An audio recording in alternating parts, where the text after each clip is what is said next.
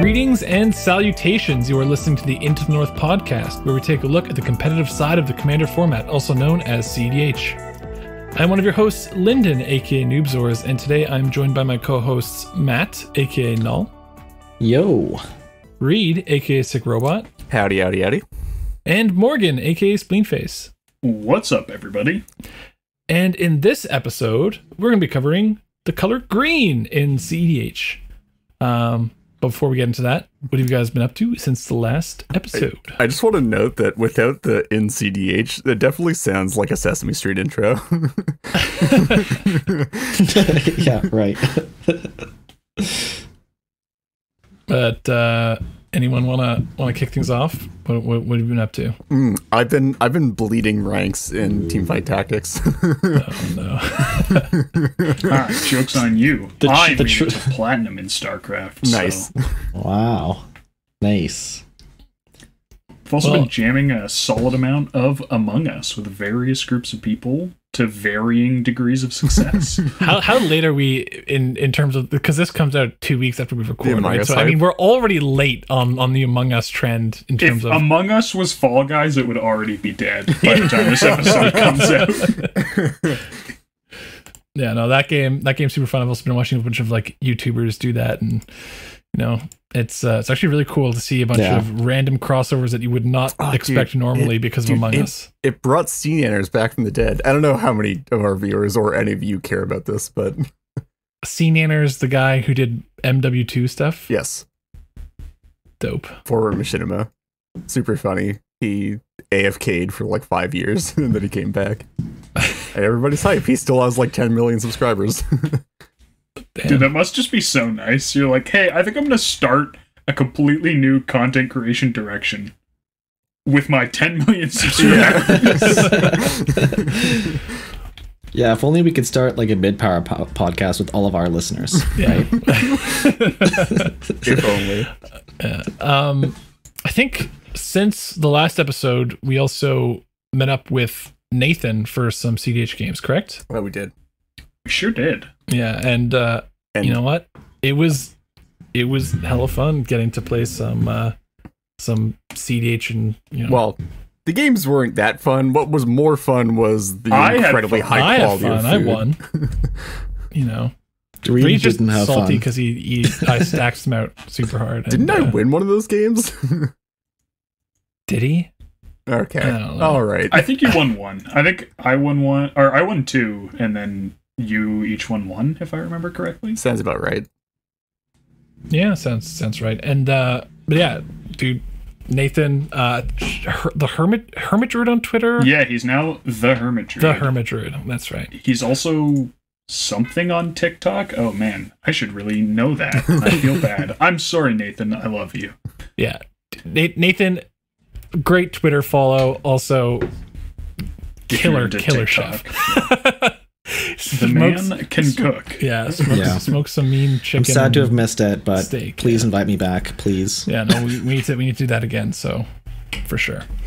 Yeah, we'll make sure to link all of his relevant stuff in the description for people who are interested in some definitely spicy, definitely fun takes. So, yeah. Cool. So, without further ado, let's get into housekeeping. And in housekeeping today, we have one new patron. So shout out to Kyle Shaw for becoming a patron, and I guess as always, shout out to all of our current patrons who are still with us and supporting the show. It means a lot, and contributes as we say in the ending of the show. It helps contribute towards improving the quality of the podcast. So yeah. You rock. You are a rock. You rock. It only gets funnier. Yeah. So that's it for housekeeping. And for new developments, Morgan has written something cryptic that he refuses to tell us. So I guess, Morgan, please explain what the new development is. Okay, so I wrote 2 with an exclamation point, and I kind of thought someone would clue in by now. We're 2 years old. Oh my god. Oh. You're right. Oh, wow. So shame on all of you. To the day. Not exactly. Actually, no, okay, dang it. Well, now it doesn't sound as good. This is the first episode we're recording after 2 years after our first episode was released. So, Wow. for all of you who have stuck around and dealt with us for so long, thanks. Why? Yeah, that's true. Why? Yeah, first of all, thanks. Second of all, why would you ever do this to yourself? And for everybody else who joined us along the way. Should we like throw in that we're like the longest running CDH podcasts, at the in like our intro? Didn't you already throw that in like a year ago? Are we? Well, are we now the longest continuously running CDH content creation group? I think once we hit like 2 months, then we hit that. Like 2 months into our tenure, we were already the like longest. We did kind of start in a bit of a content void. Oh, just a bit, small amount. Yeah, no, that's big. Well, Dang. so I feel like we should I know this is like not as entertaining as just making jokes about this, but I feel like we really should just like give some thanks to the innovators in the field of CDH content who came before us. I recently went and checked out the Birthing podcast again because those episodes still hold up, and I'm still super thankful that like they did that podcast so that we could run.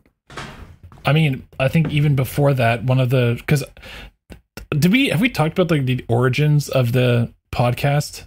Like, because it was pretty sure it was kind of like up, I think it was Sug or whatever. it was Sug, yeah. who said it, and it was like because I think it was on the CDH Discord server, like the one for the subreddit, and Sug had brought something up, a podcast, and I know like personally I'd always kind of wanted to do a podcast, but he said something about like a Toronto meta podcast, and I just found out that Reed was from Toronto, so then I reached out to because Reed and I were both in the finals of that one tournament. Yeah, and then so I was like, well, I definitely want to do the true precursor to this podcast was the Hot Sea podcast. No, it wasn't. That wasn't no. The first thing this guy does is declare that this is the lost episode. I'm like, what? That's so unauthentic. No, yeah. So when Matt, Morgan, and I lived together, like I've listened to podcasts for a long time and I've always wanted to do, but we did like this fake podcast when we lived together. So it was like, I knew that I wanted to that like Matt and Basically, Morgan were people I wanted to do a podcast with them. Shooting the shit once. Yeah. Yeah. So there's like that's. And then, Sug kind of brought it all together. And I wanted to, this was kind of all like getting around to the fact that the Fossil podcast, Fossil I think podcast predates was also a great one. the Birthing Pod. And that's kind of the actually I think it's true. The origins, at least for me, of being like, dang, I think a CDH podcast that's like actually long running would be dope. I think it's like Fossils podcast is like the first CDH podcast, but like the Birthing podcast was really like the genesis of the formula that we're still following, which was 3 people reflecting on current events. Because Fossil, I think that's just like I don't want to take away credit from the Birthing Pod, but I think that's kind of that's just a general podcast format. Yeah, but formula, like Fossils podcast was definitely like it was like an interview style, like sit down one-on-one thing, right? Which he was doing with members of the community. For a long time. He definitely was part of the inspiration for our special episode series. Oh, yeah, no, absolutely. Yeah, his interview with Reverse and Moxnix. Exactly. Yeah. That's thanks for the save there, Morgan. But yeah, that episode was definitely a big inspiration for the special episodes. And according to this website I just checked, the median number of episodes podcasts have is 14, so we're well above average in how long we lasted. Killing it. Nice. Yeah, maybe we should do.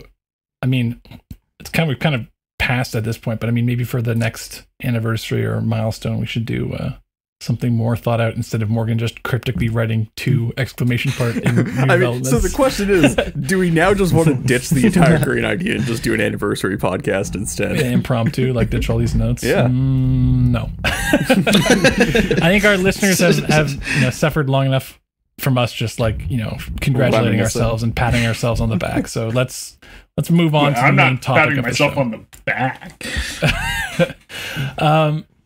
Okay, so I think the kind of main thesis of this episode is going to be that green does basically everything on the color pie. Yeah.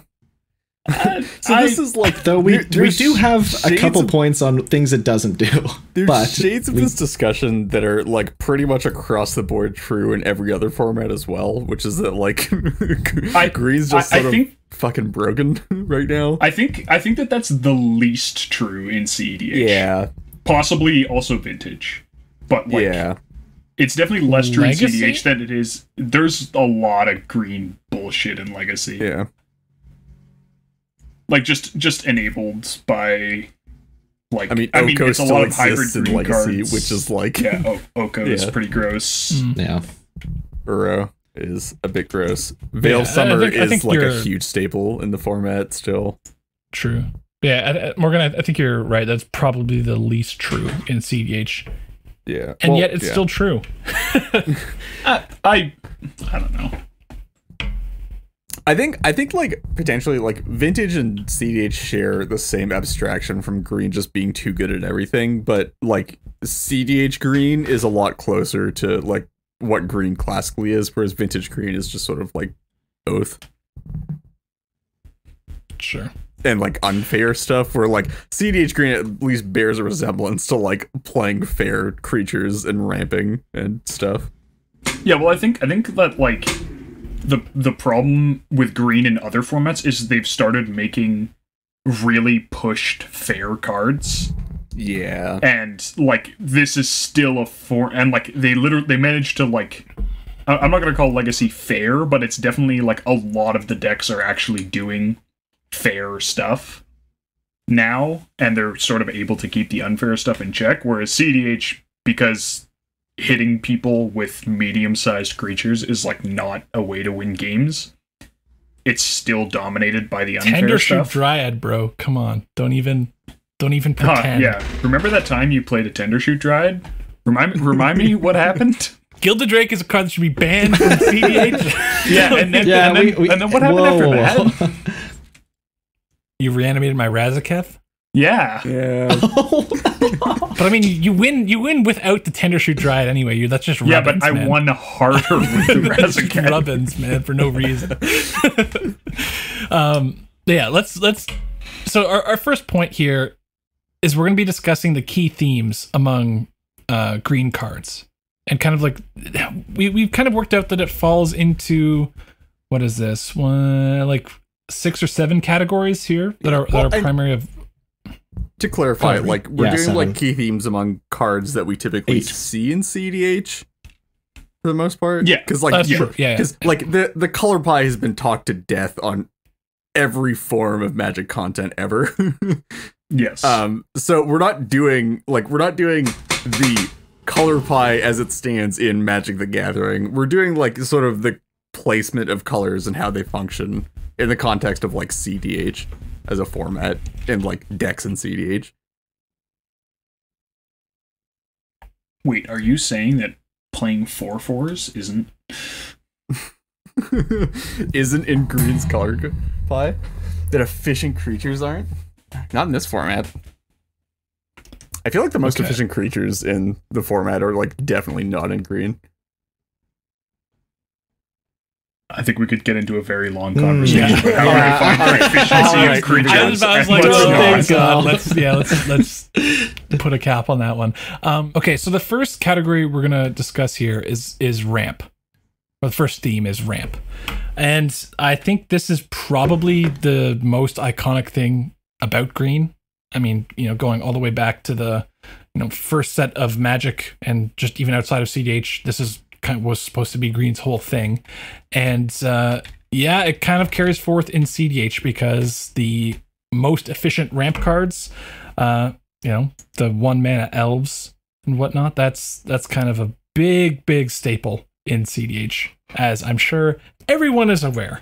But yeah, and it's just, it really sets it, unlike that we've seen with other effects over time in Magic, where there's kind of like crossover and getting adopted, I guess let's say rituals or something, right? Like, black is the color that has rituals, but then, over time as more sets come out, it's like, oh, I guess red is now doing rituals as well. Nothing has adopted ramp to the same efficacy as green, really, ever, right? Yeah, like there's the obviously there's artifact ramp, and it's arguably like more powerful than green's ramp, but we're not getting like new good artifact ramp that's comparable to. I mean, I guess we got specifically Arcane Signet, but Yeah. That's not Yeah, quite it's a notable Llanowar exception. Elves or Birds of Paradise, right? Well, I mean, for like a recent example, I guess Feyburrow Elder, right?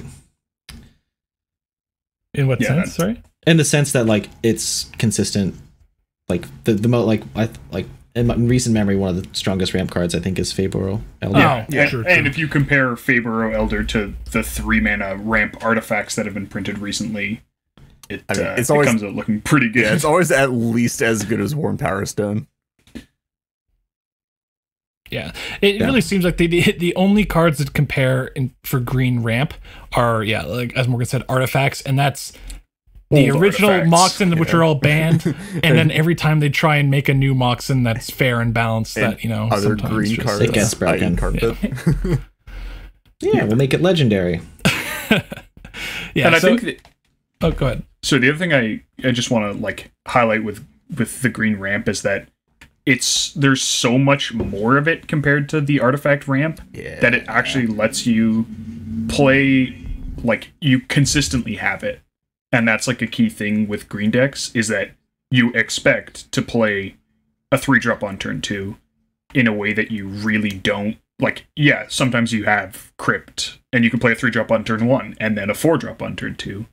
But, like, you can't build your deck expecting to have that in the same way that you can with green decks, where it's like, basically, I'm going to have a dork every game. Yeah, that's a really important point. Yeah. And like, it's sure not all of the dorks are great, but like, you can put enough in your deck that you can just like always count on having one.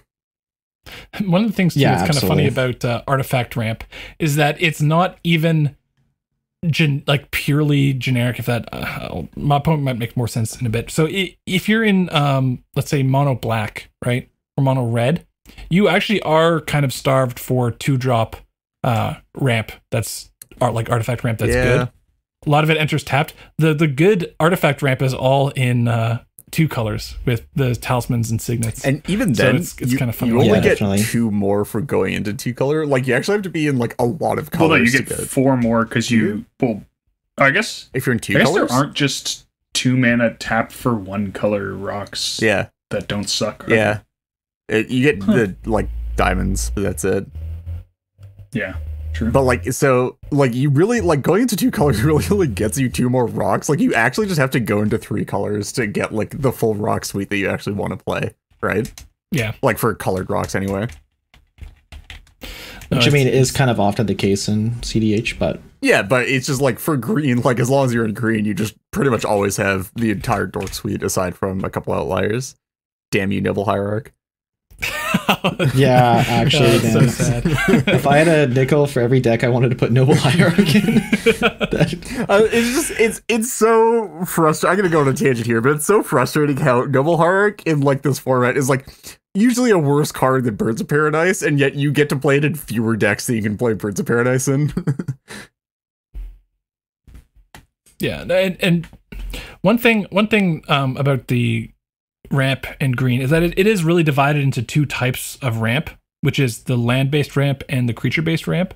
And CDH, I think there's maybe 2 decks that play like Nature's Lore /3 Visits, right? Because that's like the best one that we can look at. But no one outside of like mid power or whatever, no one's really running the land-based ramp, and it's really all focused around the creature-based ramp, just because the effects of creature-based ramp, start on 1 mana, whereas the land-based ramp starts at 2.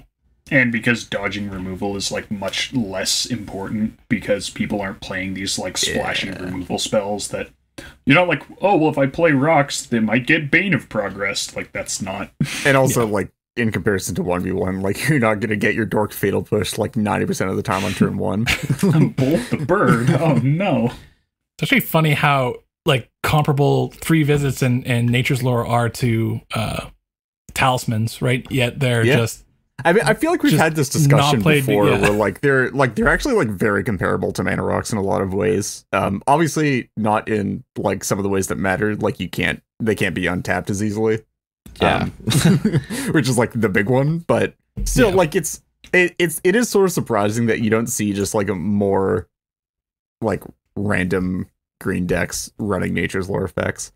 But like, I think the issue at its core is like you don't really want to be playing them if you're playing dorks. And if you're not playing dorks, you're probably playing power classums, and you're probably pretty light on green, which means that like Nature's Lore isn't really that good because you don't really need forests all that much. I mean, I still think it's like okay. I've definitely it's definitely fine even if you aren't primarily green based. I've never for like sure. released these decks into the wild, but I've definitely brewed like some. Usually they're like teamer sort of trying to be Teamer. somewhat anti-creature and anti-artifact. Morgan's breeding And, teamer like- decks in captivity. I really am, dude. These are rare decks. I've Really got rare decks. Thrasios Crom, Thrasios Jeska, Calamax. To be fair, There's- Nature's Lore with Calamax is pretty sick. Well, it only copies instants. Oh, does it? Oh, never mind. That card's terrible. no, Harrow with Calamax. Yeah, that's definitely a thing. But yeah, like trying to play slightly more anti-creature decks, like, you know, still running some dorks, but not throwing them all in, and then also trying to play like Collector Roof and Nullrod. I was like, hey, these are actually, if I'm not trying to do Scepter stuff, then these are actually pretty much just as good as like a Signet. And they let you sort of diversify, so even if you're impacted by your own hate pieces, you're never like shut out. If you have like 5 or 6 mana rocks and 5 or 6 dorks and some land ramp. What else does green do other than ramp? I mean, At the risk of us going for a 3-hour-long that's sort of episode. It does main thing, everything, right? Lyndon. It does everything, okay? Yeah. The next category we have up here is tutors. And this is something that's a category that you're going to see in pretty much every color pie. Pretty much every individual obviously color. we're gonna do it But they all do it except for for different red. things, right? I mean, Go we're definitely going to be talking about yourself, tutors in red. Anyways, yes. So I guess green is like quite strong at tutoring for creatures. I guess. And lands. And lands. That's Yeah. definitely real. I mean, So, okay, crop rotation is a very relevant like, card. It's like the only color that can tutor lands, but I'm not sure it's particularly good at tutoring lands. No, blue can also tutor lands. Can it? Teleria You mean West, because yo. exactly Teleria West Or exists? Oh my God. It's You also use good. It's artifact also able tutors to to get tutor exhibition art map? for map. Yeah, Yeah, yeah. exhibition No, that's map. real. That's real. Yeah. Yeah. But like it's really like it's like the only color that can like reasonably tutor lands like with primary like tutor cards, but like none of them aside from Crop Rot are really that good. Like Stillman's Scrying is meh at best. I think it sees play and exactly Gitrog, and even then it gets cut, right? No, it doesn't see Yeah, play. so no. like it's not even particularly good at tutoring lands, really. I think it might have. They run around in Yesan at one point. Potentially. Okay, I but guess that kind of makes sense. yeah, I don't know that. I think I'm agreeing with Reed here. I don't think green is particularly good at tutoring lands. I think it's just It has the best land it tutor. can Yeah. sometimes. Like I think that a mono green deck would struggle if it needed consistent access to like if your commander was an like untyped land. yeah, if your Yeah. commander was like a combo with a non-forest, non-basic land, like a 1-card combo, like that would still not be a good deck because it's really hard to find it still. It's kind of funny though, because What? No, I think it's hard to talk about like. I think it's hard to talk about like the best parts about green and not talk about crop rotation. Well, yeah, like crop rotation guess- is a I good mean, maybe card. the It's point just, is- like, it can't consistently find a crop rotation or find an analog to a crop rotation. Yeah. Sorry, absolutely. well, I get okay. You can consistently find an Uvenwald Hydra, but it's like it's the casting is going to be an issue. Elvish Reclaimer, and there's Knight of the Reliquary as well. I mean, Night of the Reliquary is also a white card. Green white, but also like it's at that the green part is the oh actually no, hold on, Weathered Wayfarer, Oh my guys. God. How did we forget about Weathered That's a Wayfarer? white card though. I know. It's so I mean it's clearly green is not the only thing that can tutor lands. We never said Not it was. just blue as well. No. I said blue was the only other color that can tutor lands, but obviously white can as well. Well, Okay, so what are other creature tutors? Gamble we and have- black. Oh, Let's God, talk about the creature tutors, because I think we've laid so many pitfalls for ourselves in these show notes. okay. I think the creature tutors is definitely the most interesting part of this. So there's obviously like worldly tutor and Sylvan tutor to a lesser extent. Yeah, and like the classic cards like that. What you think of as a tutor, which is like the two-hand tutors, right? Just like finding creatures, putting them in your hand. My Uncage the Menagerie and my Weird Harvest and my Shared Summons. Oh, I mean, those are real. Those are real. Those are I'm real saying it in a cards. joke voice, but those cards do see play. Those cards do see play. But like I think that the huge thing is all of the various to play tutors. Yeah. So you have the X ones like your Cord and Green Suns and Finale of Devastation, and then you have your sacrifice type tutors like Neoform, which is green blue, but you know Eldritch Evolution, to a lesser extent Natural Order, Pod, Birthing Pod, Birthing Pod, yeah. Like just the consistent access, and there's other synergy cards in other colors as well. Yeah. Even stuff like Yisan occasionally makes an appearance. Yep. Survival of the Fittest and Fauna Shaman. Just if you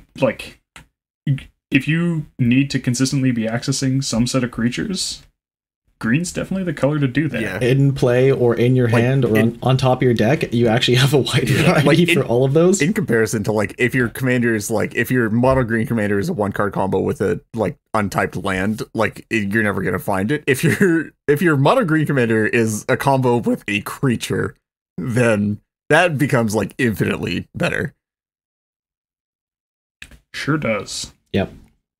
Yeah, and I think one thing that's kind of important to point out too, not just the type of thing that green can find with creature tutors, is that green is kind of disproportionate among colors. Out of all the colors, it's kind of disproportionate in terms of how many quality creature tutors it has. Yeah. Right? So white, for instance, tutors artifacts or enchantments, I guess equipment or something. Like it doesn't have it has its own slice of the pie. Equipment as a real type, it does actually have like a comparable number of equipment tutors as green has. Not even, but it's not just even not a good type. This might actually be a hot take, but I don't think white tutors artifacts or enchantments. No, it I doesn't. think we were all just fooled into that by the existence of enlightened tutor. Okay, but like I guess enchantments is more like it's got idyllic tutor and it's got other things as tutors, planeswalkers and random like, but it doesn't do anything well like efficient. There's not many playable tutors. Legendary in white. permanents, right? There's Dahlia's actually green Lancers, tutors legendary. Sisay. Green tutors has Time of Need. Oh, it does. Why has Yeah. nobody made a Time of Need deck? Okay, I moving on. have, yeah. Okay, white does an tutor's dumb stuff. Yeah. Yeah, No, it okay, does, so it like, does an excellent my point was that like even black, for instance, right? What are the good black playable tutors you in have, CEH? you have like 3 or 4. Right, and whereas green has just so many playable creature tutors, and it just eclipses all other colors in terms of what it can, how many playable cards Just it like can, raw that are density tutors of yeah. like playable tutors. For sure. It kind of it's the same just like ramp where there's so much available tutoring that you can choose the best ones and you shouldn't realistically play them all. But like if you do need one all the time, you can play all of them and you'll just always have Yeah. one in your opening hand, which is like a very real option. Yeah, no, I think tutoring and the trend of obviously creatures becoming spells over time in Magic has just made this. Green gets through creature tutors. Green gets access to so many different effects that it's it has become kind of a generic toolbox and enabled that sort of strategy for a lot of decks in CDH as well. Like and I hate saying these words, but Blood Pod, you know, and other Staxy creature toolbox based decks, they can run you know, some kind of one-off things. That's why I think in our Zendikar Rising, when we were talking about that Skyclave Apparition, I brought it up as just that's a card that, you know, if you're gonna if you're in like a green white deck or something where you have access to a lot of green creature tutors, you can throw that in just as a generic removal piece, just because of the amount of redundancy green has with its creature tutors. And I mean, it doesn't help that they also just continue to print good creature tutors. Like Finale and Neophore were both recent printings. I can only see them just printing absurd. more. Yeah, for sure. I think the most obvious like indication of this is how people view the tutors. Like, people build creature toolbox decks. The idea being I can find whatever creature I need in a given situation. There's an artifact toolbox deck is not a thing. Like, whatever blue artifact based deck is running all these artifact tutors is using them to find like win conditions. Yeah. Or like, maybe sort of super stacks pieces like Urza Tutor's Winter Orb or something. But like, That being said, like if Isochron Scepter were a creature, you definitely wouldn't be comboing with it because it would be summoning sick. No, but I'm saying, like, if you compare the, like, green has so much more density for finding the things that it finds, that people build decks leveraging these tutors, expecting to be using them not to find win conditions. Yeah, like if you compare, and that's like, not true in any other. If you color. compare the use case of green's tutors to the tutors of other colors, it's just like not the same at all. Like other colors, like when have you ever used a transmute artifact to not find a win con, right? Like it's just so rare that like you're ever burning these valuable tutors and like other low color decks to like find not win cons. Where green does it like all the time. Like green, like you're like never expecting or at least I'm not, like I'm never expecting a Dockside to come out of Finale. I'm expecting like a collector oof or another like a random piece of whatever. But I mean, sometimes it is a Dockside. Yeah, sometimes it is a Dockside, like in which case like the game usually just ends on the spot. But like the fact that I'm not expecting it to be just like goes to show like how often, like even though they have the option a lot of the time, it's just you have so many it doesn't matter. Yeah, I don't think I've ever transmute artifacted for like a Grafdigger's Cage. Yeah. I think I think I have. Okay, sure. One final note before we move on from this category, and that's kind of regarding how this is positioned compared to other generic tutors like Blue's ability to tutor artifacts, and that's just how I mentioned, you know, creatures as spells. But if you just look at it in terms of combos in CDH, how many combos involve creatures of some kind? Yeah, and it's quite a lot. Obviously not, you know, there's plenty of counter examples you can give, but a lot of the very strong combos leverage creatures in some way. It really just emphasizes how useful green's creature tutors are, though. For sure. Cool. Next up, here, Morgan, why don't you start doing this? Next up, we have non-creature permanent removal. So this is usually things like artifacts and enchantments, but to a lesser degree, lands and planeswalkers. Lands and planeswalkers. Permanents, yeah. Not so much in CEDH because those tend to be costed a little too highly. But you know, there's obviously like Nature's Claim has been a staple for a very, very long time. We occasionally see things like Caustic Caterpillars or Reclamation Sage or any of the various analogs to that. Again, leveraging this creature tutor density idea. And then, you know, recently we got Force of Vigor. to go. There's And also like things, Seeds of Innocence and whatnot that can Seeds of punish like Innocence, a lot of like there's mass. It's not just targeted. Obviously, there's mass removal for these types as well. And like we'll cover this a little bit later, but there's also a decent number of like two color, one of the colors being green, removal spells that are often used for things that aren't creatures. Where like, that are, like a little more the generic. one other color is just Yeah, handling creatures honestly. and green is handling everything else. Yeah, exactly. Yeah. It's kind of insane, actually, how wide, like the just kind of with creatures as the one kind of weakness in Green's removal suite. It's kind of absurd when you think about That's it. why you see, Especially because then they started printing fight on like every other card. Yeah. And then also just, like Beast Within, Kenris Transformation, Songs of the Dryad. Like it's just like it just seems to like always be this thing. I'm gonna go like a bit more meta into like the broader scope of Magic in general for a bit, but just like how it's always like, yeah, so green can't do this thing unless it has one of its undercosted, very efficient creatures, in which case it can. Maybe we should also have been more specific. It's we should have said non-flying creature permanent removal. Take that. That's because it can. Green for some reason also just answers flyers. Yeah. Right? I actually like that part of green. I thought that was like kind of clever. Yeah.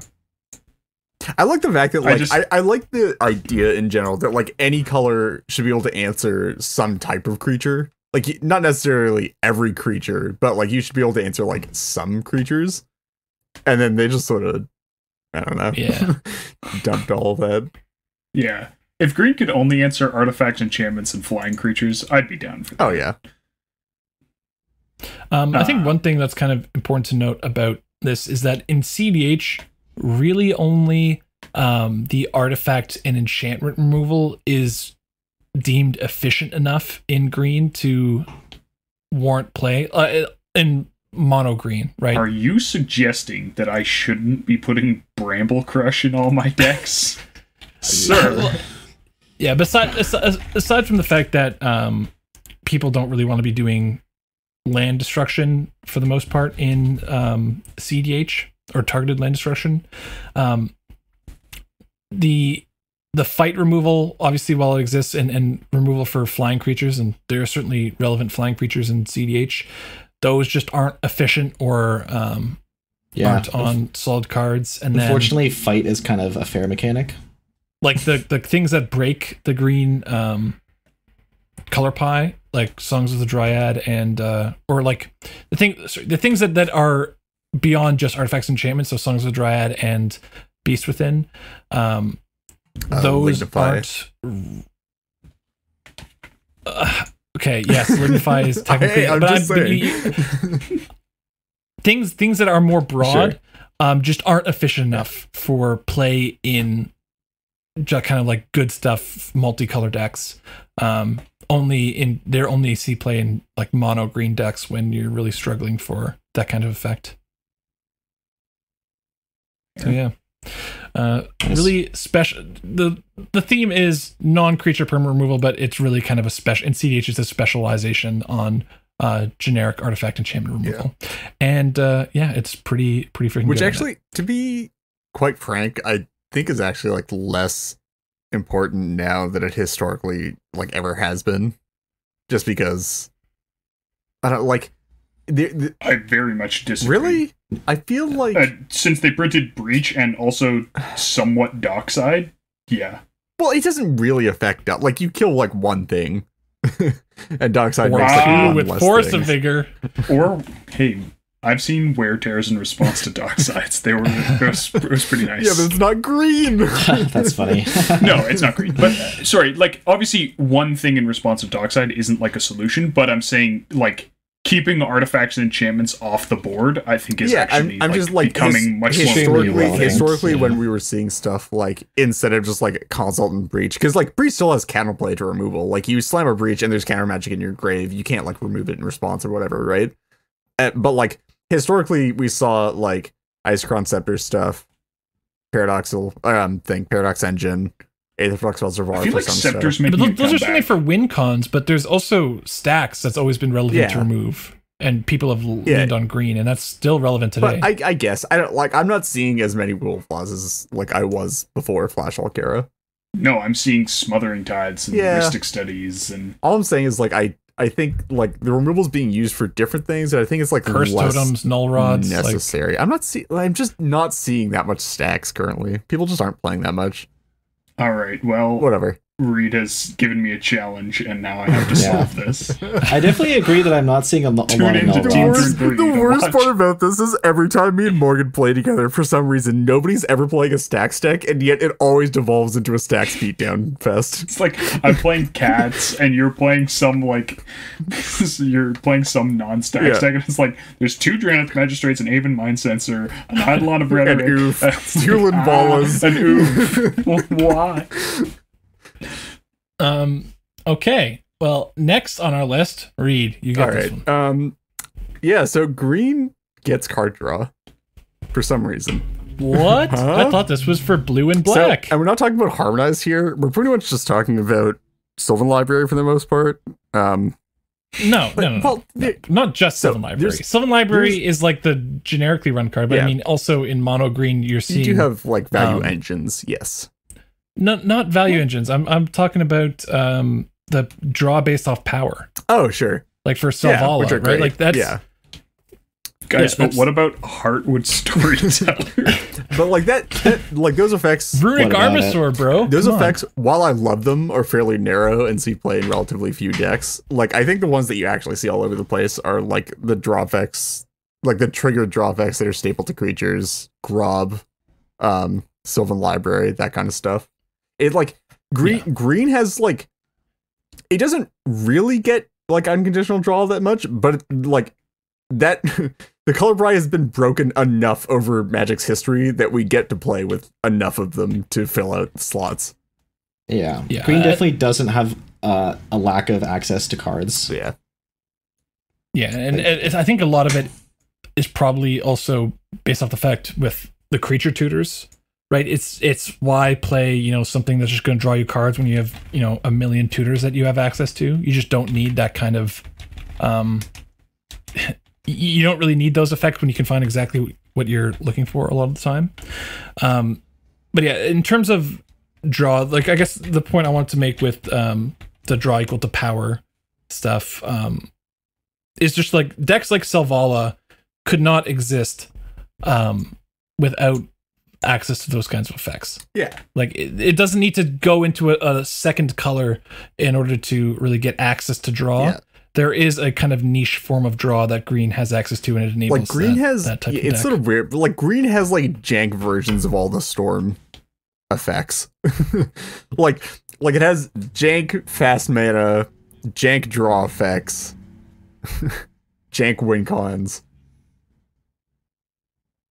It just has like, I think it kind of applies for a lot of categories too. It's not just Storm. yeah, it's just like, Definitely, like it has jank control yeah. cards. Like this is sort of the thing that we're talking about, where like green does like basically everything. And so it does some of it like really shittily, but it does it still. Where like that can't be No, said it's, for every it's color. it's like Jack of all trades, master of none. Yeah. It's like Jack of all trades, master of still yeah, it's still way a too much. few. A decent subset of all the things.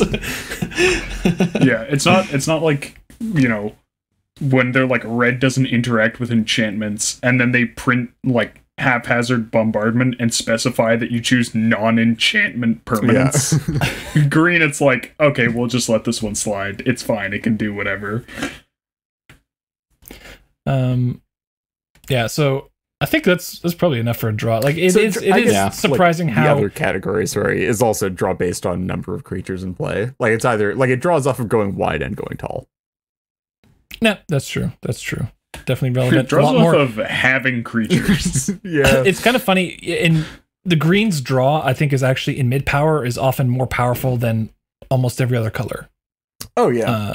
Kind of when you're Because building it around just it, it and scales so absurd, much yeah. faster, right? Like it's harder to make it. I feel like it's harder to make the mana to pay for like blue's X spells than it is just to like slam a bunch of creatures on the board and then draw cards. Oh yeah, exactly. Like people meme all the time about oh, blue is the color for card draw, and or black card draw. It's like, dude, unless you're playing like Necropotence or Ad Nauseam or Peer or something, like just an insanely busted card to just get card advantage, green will just eclipse you in just raw card advantage from just drawing cards. Like how the heck are you going to beat? Or like I don't know if you guys have ever seen like a Reiki historian of Kamigawa or whatever. Like Yeah. that draws off We're back legends. to Like it just CDH. it's absurd. It's absurd. Yeah. Tune in for the mid power episode where. Yeah. I Next feel like up- I need to in editing just cut Lyndon off. Tune into the mid. Cut his mic. Cut his mic. And he lost the next 5 Get it away seconds. from him. Oof. So Matt, what do you have as our next category? Sure, we have recursion, and this was kind of one that we were kind of reluctant to put on, but kind of realized that the strongest recursion spells are definitely in green, and we're talking about Noxious Revival, Eternal Eternal Witness, Witness. Yeah. notably, Regrowth. or obviously Regrowth. But Also- the first two certainly being kind of some of the strongest cards in certain decks like Razakats and also like Breach decks. So the Yeah, weird thing there's is that like green by far does recursion the best out of any color, and like recursion also historically is a pretty strong thing. Like regrowth is seen play in vintage because it's like really like regrowth effects scale up really well with the quality of the rest of the cards in your deck, right? Like regrowth on Black Lotus to like ritual, like just get it or battery, ritual, yeah, or for like sure. whatever, just like using or like ancestral recall, 3 mana draw 3, or like 4 mana draw 6. Pretty good still. Time Time walk, 4 mana turn spell, still better than any other Time turn spell you walk. could play. like Oh my god. historically regrowth effects are happy pretty we don't have strong, that. but like we just like don't see a lot of them in CDH. Like you see like the token Noxious Arrival in decks just so you can do Twister Loops or whatever, but like you don't really like see a lot of decks actively playing regrowth for the value, right? I think one important aspect of green recursion, unlike recursion in other colors, obviously there's Yawgmoth's Will, Through the Breach, Mystic Sanctuary, Snapcaster, whatever. Like there are types of recursion in other decks, but the one thing with green recursion is that it doesn't exile the card. It's not like a one-time recursion. Yeah. Like the effect might be a one-time recursion effect, but it's not going to make the card inaccessible again. So it's very useful for doing loops. And that's the primary use of green recursion is loops, looping Eternal Witness, looping with Noxious Revival, etc. I will say though that like I've put Eternal Witness in a lot of various like sort of the creature toolboxy type decks, and I found that it actually does have a pretty substantial like benefit of sometimes you can use it to like set up certain loops and whatnot by recurring. Like you recur your creature tutor or something like that, but also you can just get back like sort of hate bears or stacks pieces that have been killed, or just like the generic use case. Yeah, certainly You know. creature tutoring for Ewit is a classic line for Savalo where you have more mana than you know what to do with, and you just go tutor for Ewit, get back the tutor, tutor for then you tutor again. Temur Sabertooth, bounce the Ewit, replay Ewit, get back the tutor, tutor for another thing. Nice. But I think that probably the reason we don't see it as much as like maybe you do in other formats is just that you're much less likely to have like the specific effect you want in your graveyard, because you just wind up with much less of your deck in your graveyard than you do in especially when you can run 4 ofs. Yeah, it's like definitely like regrowth definitely gets better when you have more ready access to any given effect in your deck, and like you just don't in CDH. So like it's hard to plan on what you're gonna be able to use it for, or like even if you're gonna be able to use it at all. Because like especially if you're like playing Ewit in a creature toolboxy style deck, there's no guarantee that you're ever gonna have like a good spell in your graveyard to get back when you draw into it, right? True. Cool. Next up is a category that's kind of been pushed fairly recently, and that's anti-counter magic. So most recently, the biggest push was with Allosaurus Shepherd. Yes, definitely. And then, but obviously, the one that the card that sees play, the 1 mana Cryptic Command, is of course Veil of Summer, and Yeah. it's kind of absurd to kind of just concede this ground to green for. I don't know. I'm kind of baffled that Wizards really want to lean into this. I mean, they had the kind of Gaia's Heralds and Prowling Serpapard kind of effects for a while, but they've really been leaning into it recently, which is absurd because it's just conceding more ground to green. But it's just adding to the strength of green, even in CDH, because these cards are efficient, Yes, and there's probably- it's a very useful There's effect. probably more I mean, counter it's- magic in CDH than there is in like any other format. Maybe aside from Vintage. Yeah. I mean, Veil would probably be fine in 60 card formats if it didn't have the Draw a card tacked on. the clause. No. If it omitted the clause about protecting from Like if it didn't also protect from like Thoughtseize and yeah, stuff, sure. it probably wouldn't be as If it big of a didn't problem. give you but, protection as well, Jesus Christ. like can't be countered has always been like a green and red thing, which makes sense because they're blue's enemy colors. But they've definitely pushed it off a cliff a little bit recently. Like, I think it's kind of. I mean, this is kind of a bit off topic, but I think it is a fair push to make if you think about the health of standard, where you don't necessarily want all the interaction to be happening on the stack. You do want it to be happening on the board. yeah, But that does bleed into eternal formats where all the great stack interaction spells exist. yeah. I think that they also like made a mistake in. I mean, obviously, Veil is like the biggest culprit of this, where it's like the fact that it draws a card and also hits black spells, which is like again also green's enemy color, so it makes sense. Means that it's like much more generically useful than I think that kind of narrow hate effect has any right to be. So yeah, I think it's been pushed into something of an unhealthy state, but I think that it is actually an important part of green's color pie when done correctly. Yeah, I like. And they did sure. it correctly for a long time. Carnage It has to have a Carnage cost. Tyrant's a good card. Like, and I think it's a good solid green. It's not like breaking the color No, pie. like, the it's can't be even, countered like, clauses. I like even Prowling Serpapard is like a good Yeah, card. like I'm fine Yeah. with that. I like Yep. the concept of like, hey, don't touch my big thing. I invested a lot of like mana into this, and I invested a lot of time getting up to it, and like you should have a way to deal with it that's not just pointing a removal spell at it or a counter spell at it. Like I like that sense. I don't I don't like the sense where you're basically just giving green its own counter magic. Yeah. Freaking cryptic. Yeah. Man. Oh my God. Yeah. No, it's dumb. But yeah, I think if you're right and that Wizards does, this seems to be a trend and this carries on, you can only expect green to get better with this. And honestly, I think, you know, having played with Allosaur Shepherd in Gitrog Monster, through access to the green tutors, you have like 1 million copies. It just feels super strong. So Yeah. getting more effects, I don't think they'll repeat kind of a Veil of Summer tier mistake. But you know, if they print more things in this Optimistic. kind of, yeah, maybe that's optimistic. But yeah, green getting access to more anti counter magic is just going to kind of bolster any green X decks that aren't blue. Yeah.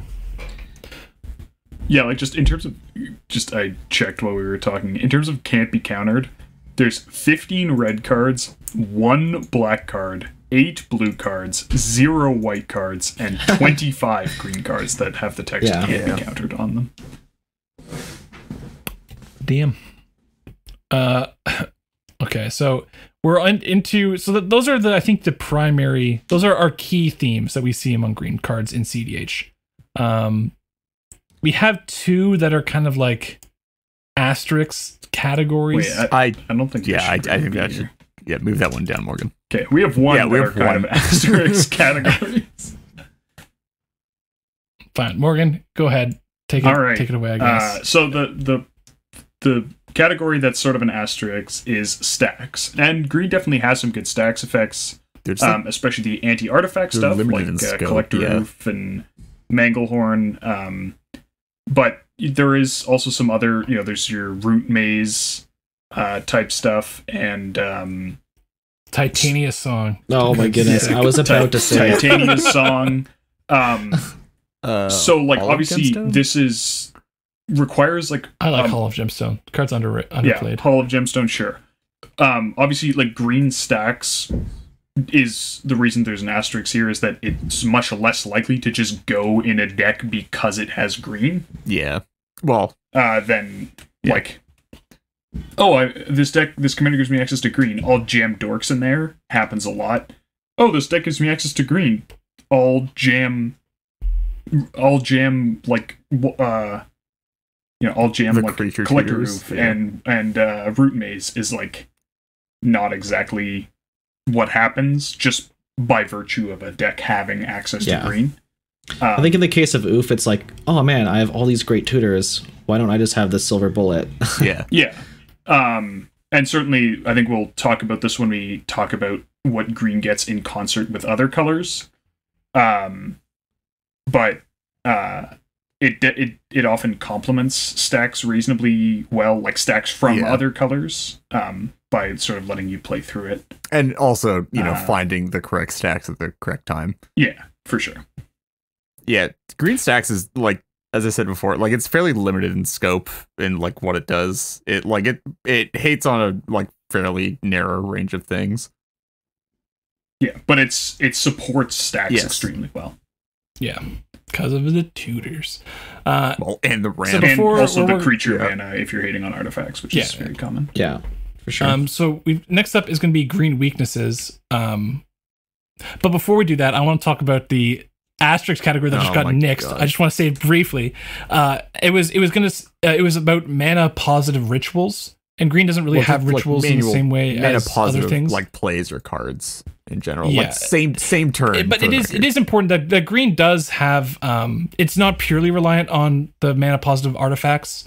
There are mana positive plays in the form of crop rotation into things like Gaia's Cradle, Elvish Spirit Guide, and then Carpet, kind of. Carpet is so dumb, yeah. And then food chain. It's just like it's not really like it's not really in the color combination that like you play green because it gives you mana on the turn that you're winning the game. Like we were actually originally going to put it in weaknesses, and then we sort of came up with like enough edge cases that we went like, this isn't a weakness, so it got moved to things it has. But it just like I don't know that it has them. It certainly, it's not the color that you look to for like, oh, I need to somehow get more mana on this turn, or like I'm planning out this thing in my deck. Well, I don't have enough mana. How do I get there? Like, you don't look at green for that for the same turn. I mean, I think you're green. You're like, I mean, if you're talking about an ad nauseam you're just deck, like you're right? looking for black, you're looking for red, you're looking for blue, right? Like those are like the colors that give you all the effects that you need to like just get a bit more mana. Like, certainly, if I was looking at a person who was about to untap and it was like they have 3 mana, I wouldn't be like, oh, but they're in green, so that means they could have 17 mana. Okay, if in blue, what are your? You've got 1 mana open after like an ad nauseum. What are their? I'm not talking. What are their blue cards that are mana why positive? Does it have to be 1 rituals? mana? Okay, fine. It's you're looking at like turnabout, right? Dramatic reversal. Yeah. Like high tide and low color, high blue, tide, but obviously like in high like color the decks, land that's untappers with any like ancient tomb, whatever, is always a thing. Like there are like, but that seems like a complement of edge cases to green. I wouldn't say blue so much as I would say red and black, which legitimately do have a decent amount, like a much higher density of rituals and ways of getting short-term mana. Also, I think the other thing that is like, because green has the dorks to fill out its ramp suite, it does also tilt you away from playing like even colorless mana sources, like colorless cards that are fast mana sources. Like the fact that you have dorks means that you're just less likely to think, oh, this deck really needs a Lotus Petal to get off the ground. I mean, that being said, it's also because like drawing a lot of cards is worse to be playing in a deck that has a bunch of dorks in it than a bunch of like artifacts that you can then tap the same turn. If you say I have like a cost reducer or have like an untapped payoff at the end of it, like just the fact that they are dorks and they are slow mana itself leads you away from that style of deck building as well.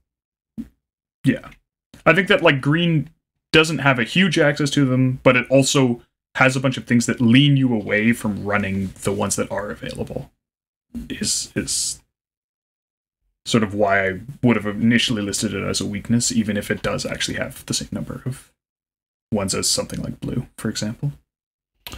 Anyways, okay, yeah. Green's weaknesses. Green's actual weaknesses. Yeah. So Morgan, you just did stacks. So Reed, why don't you do this next one, and then, or you talk this first one, and then Matt, you can take over. So sure. it like in general, I I know we just talked about cards that break this rule, but in general, green is pretty weak at stack-based interaction. Doesn't really have a whole lot of it. Obviously, you have the veils, which are like, but I mean, those aren't like it's protection for your combos. It's not really interacting with your opponents on the stack. Which, I mean, to be fair, this is less of a weakness of green and more just a strength of blue that nobody else gets to touch. Hey man, there's some stack-based interaction in red. I mean, white does get silence. That's that's true. Sure, like black gets black has Withering Boon. Well, I was about to say Imp's Mischief, but all right. But like, green just like generally doesn't touch the stack all that much. Like even in comparison to other colors, even though it's like skip on the other colors as well. Do you still have your blue. F6? Because I'm Golgari. Oh yeah, I do. Yeah, it's just like you don't really get to touch the stack that much. I feel like are there any green mono green cards that touch objects on the stack? Bind? Probably. Oh yeah. Specifically, it gets to touch activated abilities from artifact sources, which is a really weird niche. No, bind doesn't say. Oh, it does not. There is another one that counters. What it's oof of some. It's another oof. Yeah, but whatever. Yeah. It actually does get to touch. Not enough of an edge case. It does get to touch some activated abilities, but that's about it. It's very narrow. Yeah, I think there's I mean, we've just listed a bunch of its strengths, and this weakness category is actually pretty small in comparison. But this is a gaping hole in greens. It's a big weakness, and this is a weakness shared by everything that's not blue. So it creates this kind of weird metagame where in terms of permanence, right? Things that are already on the board. Almost every color can interact with things in some form on the board. So like no one can just play to the board and try and be safe in that regard. Whereas blue being the really only deck that can do things on the stack kind of incentivizes decks to play to the stack, on the stack. Specifically to play blue over any other color. Exactly. Then you have to play blue in order to not just concede that advantage to your opponent. Yeah. But yeah, like to drive the point again, like it certainly isn't just a weakness unique to green. And I think we do have two other weaknesses that are, generally speaking, unique to green. One of which being lacking tutors for non-creature non-lands. Like, as far as like what green wants to do, like you actually are. If you could tutor for enchantments, for instance, you would definitely do it. Tutoring for enchantments. I'm sure there's like, instead of, I guess, like Temur Sabertooth combos exist, but you'd probably would rather be doing, like, if you had ready access to if Cloudstone Curio or something was just as accessible, right? Like, or Curio, Food Chain. True. Yeah. Like in green, I guess if you do have the tutor density, you can get your Eternal Scourge. I don't know. No, but like even just if Food Chain was accessible in mono green, I feel like I would definitely do some experimenting with Fair Food Chain. Yeah, like sack all your dorks, get up to Regal Forest, or sorry, that sounds really stupid. Sorry, not do that. Yeah. Sack all your... Okay, maybe not that. I love paying 7 mana to draw a card. Hey, but then you get 8 mana back. Nice. But sacking all your dorks and playing Woodland Bellower. Yeah. Was the one that I meant to say. And another one of green's weaknesses is just getting creatures back from exile into play. Anyway. But yeah, there certainly are relevant green non-creatures that you would really want to tutor for, such as Food Chain and Survival on those. Yeah.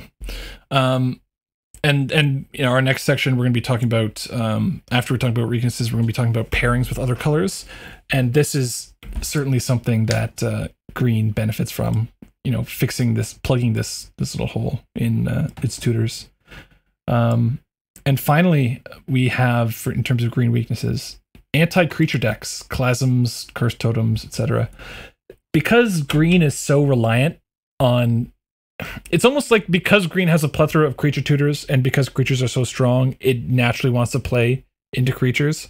I mean, obviously, it's kind of hard to disentangle whether or not like green creatures are kind of green creatures as spells or whatever, and the strength of creatures is unique to green. It's really not, right? Kind of creatures of all types do absurd effects. It's just, in fact, green's access to other creatures. colors actually have creatures with much better effects that you can get in like any green creature. Yeah.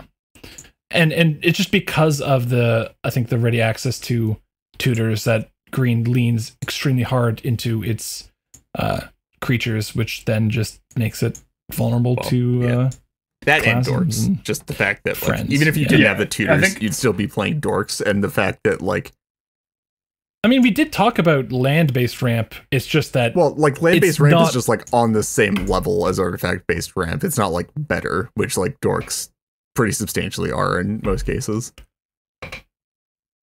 yeah, but green does possess the ability to pivot, right? Yeah, sure. I'm Yeah, just it's like just it's not it's worth almost it. never worth it to give up your dork suite for playing a few Clasms to try to beat out other green Unless decks. unless you're against like your meta is just all Clasm decks except for you, maybe. And you, for whatever reason, Which is when you- Well, then you just made a give up deal your with the dorks devil and to just only don't play play. mono green for the rest of your that's when you life. splash into white and start playing the encore so that they can all just soak up the damage from the Clasms, and then all your dorks live through it. Yeah. Nice.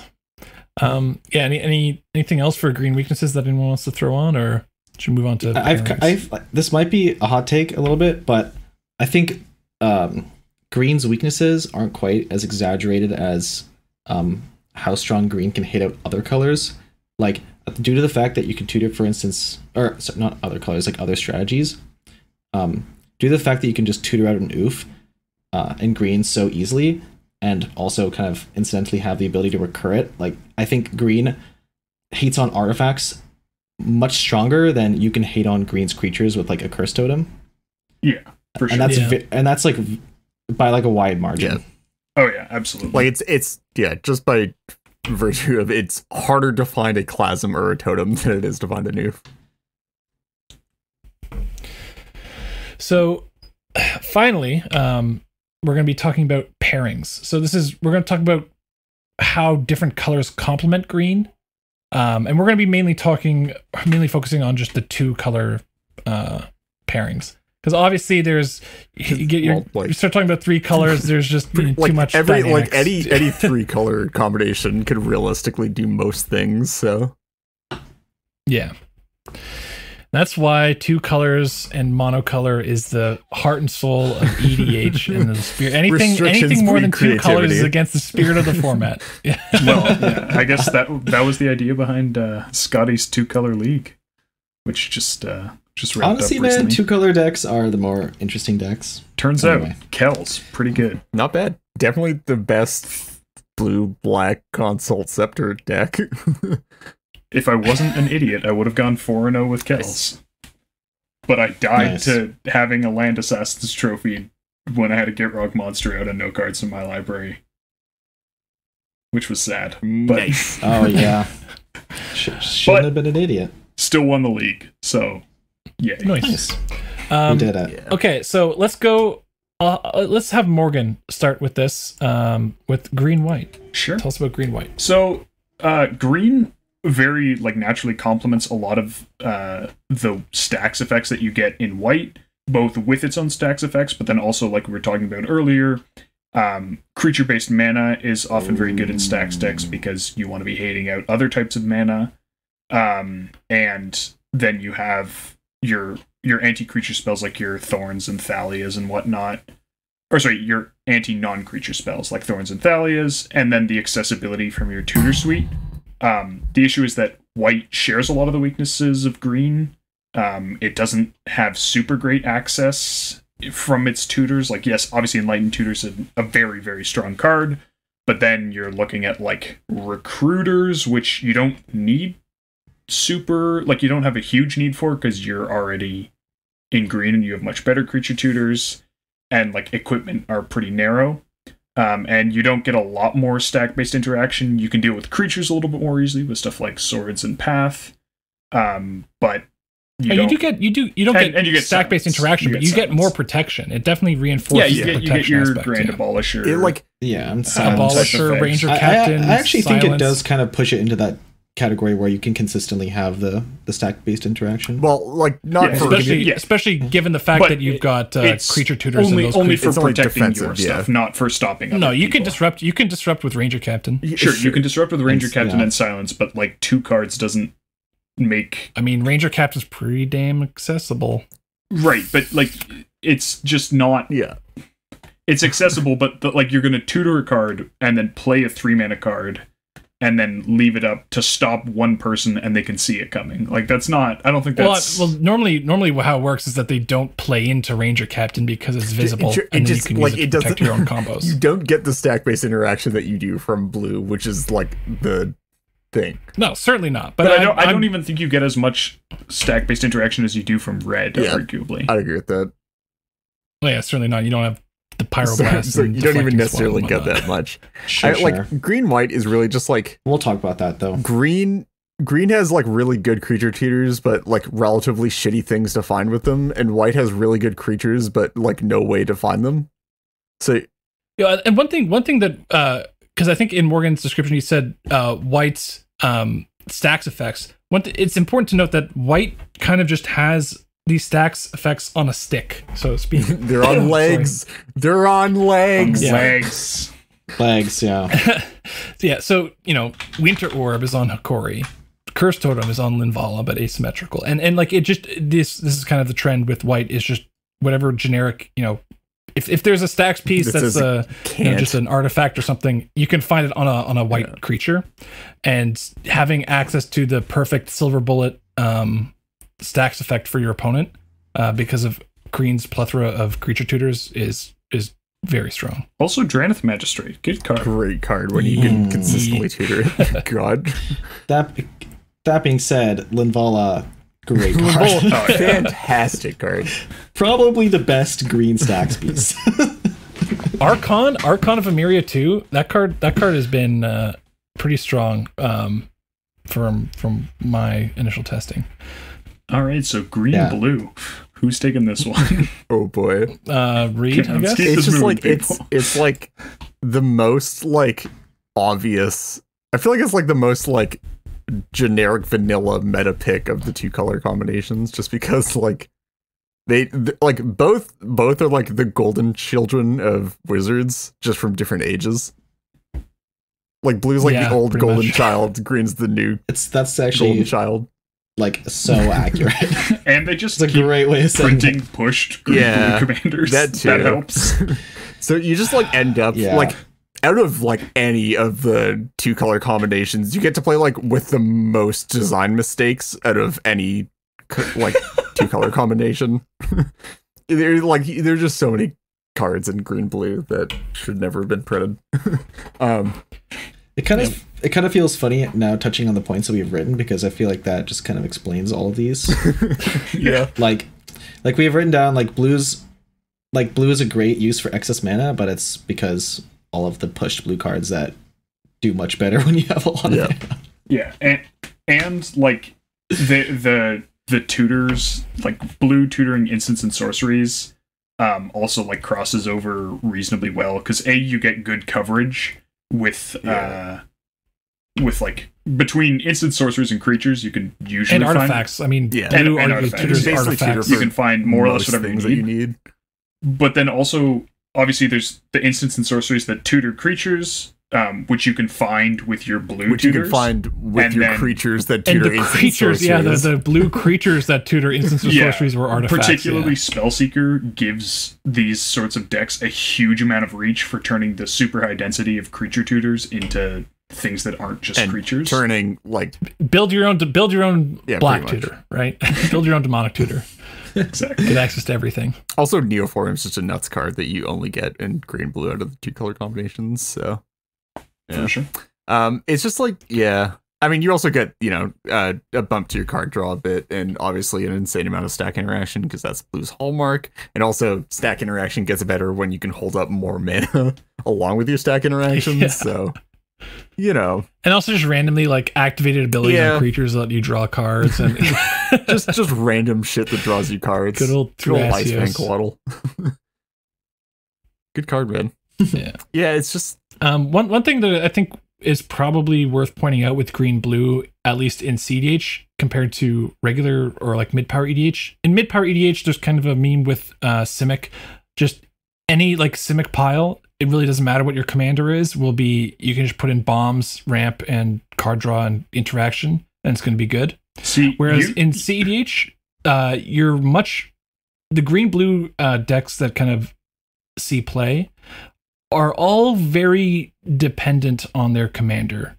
And that's kind of the case for a lot of 2-color decks, and arguably most 2-color decks, but it's very pronounced in green blue.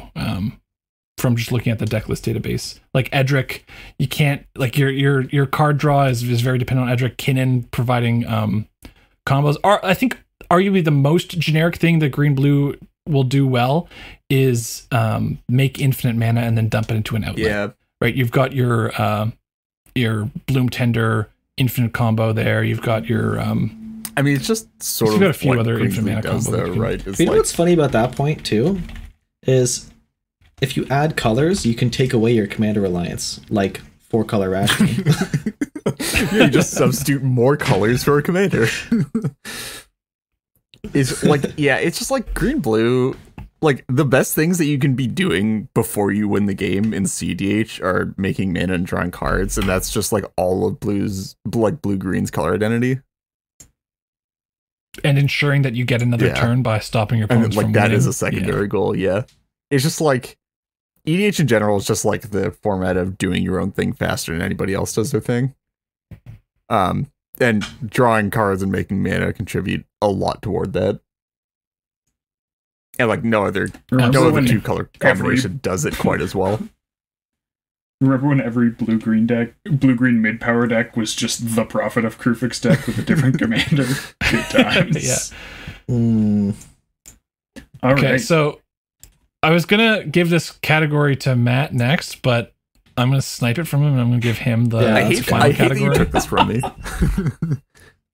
Are you joking? Are you freaking kidding me right now? We Okay, so definitely the have time to argue about this too. That's my So favorite part. I'm the green black. The green black is the next pairing we're going to talk about, and also, okay, I've done Marin, Veral's, Gitrog, Reed. Come on, man. Come on. I was playing Maston, green Gerard, black what before are you you even guys got talking into the format. Get out of here.